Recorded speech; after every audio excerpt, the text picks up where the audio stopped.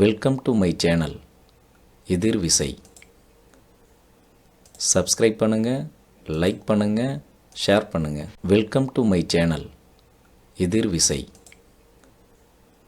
Subscribe பண்ணுங்கள், like பண்ணுங்கள், share பண்ணுங்கள். அனைவருக்கும் வணக்கம். நாம் இதற்கு முன்ன பார்த்த வீடியோவில் தாவரங்களில் இனப்பெருக்கத்தை பற்றி பகுதி 1 பார்த்தோம். இப்பொழுது தாவரங்களின் மாற்றுருக்களை பற்றி பார்க்க இருக்கிறோம். தாவரங்களில் வேர் எப்படி மாற்றுருவம் அடைந்துள்ளது, தண்டு எப்படி மாற்றுருவம் அடைந்துள்ளது, இலை எப்படி மாற்றுருக்களாக மாறியிருக்குது அப்படின்னு பார்க்கலாம் வாங்க.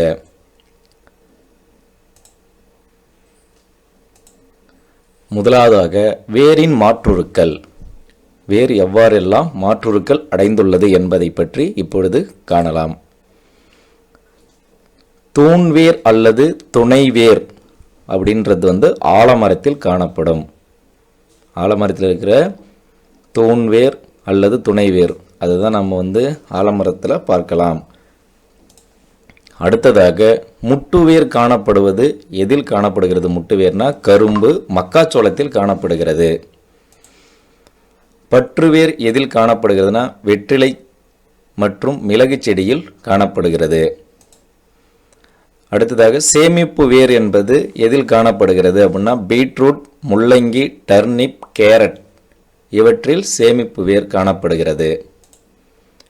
அடுத்ததாக வாயு பரிமாற்றம், சுவாச வேர் அல்லது சுவாசிக்கும் வேர் அல்லது நிமட்டோஃபோர்கள் அப்படின்றது எதில் காணப்படுகிறது அப்படின்னா அவிசினியா என்ற தாவரத்தில் காணப்படுகிறது. முக்கியமான கொஸ்டின் இது. நிமட்டோஃபோர்கள் என்று அழைக்கப்படுவது எது அப்படின்னு கேட்டாலும் அவிசினியா தாவரத்தை கூறலாம்.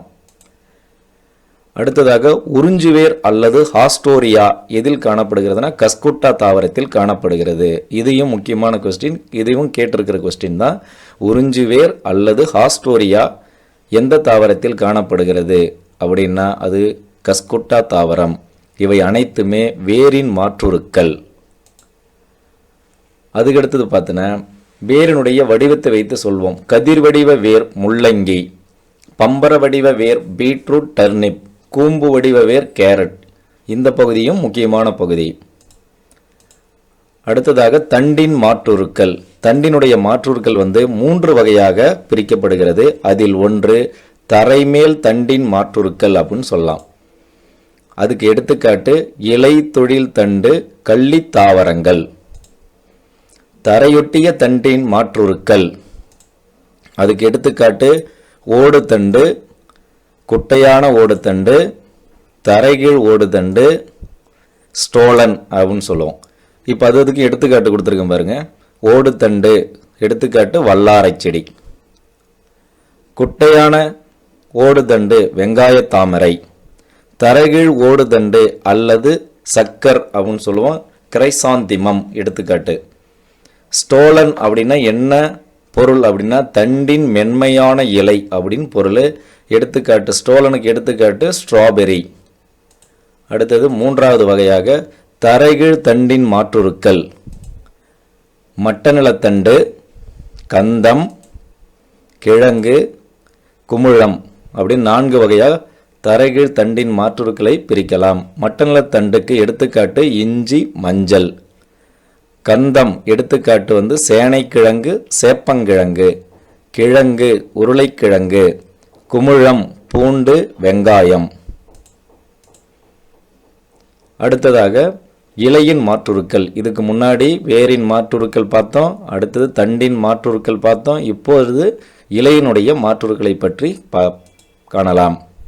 அதில் 1 முட்கள், 2 பற்றுக்கம்பி, 3 இலைத்தொழில் இலைக்காம்பு, 4 கொல்லிகள். இது ஒவ்வொன்றை பற்றியும் பார்க்கலாம்.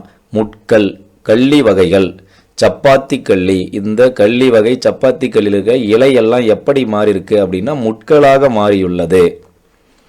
அடுத்தது பற்றுக்கம்பி, பட்டாணி. அதனுடைய அறிவியல் பெயர் பைசம் சட்டைவம். அடுத்தது செங்காந்தல், குளோரியோசா சூப்பர்பா அப்படின்றது அதனுடைய அறிவியல் பெயர், செங்காந்தலினுடைய அறிவியல் பெயர். இது எல்லாமே பற்றுக்கம்பியை கொண்ட தாவரங்கள். அடுத்தது இலைத்தொழில் இலைக்காம்பு அல்லது பில்லோடு அப்படின்னு சொல்லுவோம். இது எதில் காணப்படும் அப்படின்னா, எந்த தாவரம் அப்படின்னா அகேசியா ஆரிக்குலிஃபார்மிஸ் அப்படின்ற தாவரத்தில் தான் இலைத்தொழில் இலைக்காம்பு. அடுத்தது கொல்லிகள், அதாவது கொல்லிகள்னா என்ன அர்த்தம்னா பூச்சி உண்ணும் தாவரம். பூச்சி உண்ணும் தாவரம்னா என்ன அர்த்தம், நைட்ரஜன் சத்து இல்லாத இடத்தில் வாழும் தாவரங்கள் பூச்சியில் உண்டு, அதிலிருந்து நைட்ரஜன் சத்து எடுத்துக்கும். அந்த தாவரத்துக்கு எடுத்துக்காட்டு நெப்பந்தஸ் தாவரம். அடுத்ததாக மேலும் அறிந்து கொள்வோம் முக்கியமான சில கேள்வி பதில்கள். சூலக வட்டத்தின் பருத்த அடி சூர்ப்பை. கொக்கி என்பது பிக்னோனியா அப்படின்னு சொல்லுவோம். கொக்கி போன்ற அமைப்பு கொண்ட பிக்னோனியா தாவரத்தை சொல்லுவோம். அடுத்து செதில் இலைகள் கொண்டது எதுனா இஞ்சி, மஞ்சள், பூண்டு, வெங்காயம். இவை 4மே செதில் இலைகள் கொண்டது. அடுத்தது வட்ட வடிவ தண்டு கொண்டது எதுனா கந்தம். தேங்க்ஸ் ஃபார் வாட்சிங். சப்ஸ்கிரைப் எதிர்விசை சேனல். நன்றி, வணக்கம்.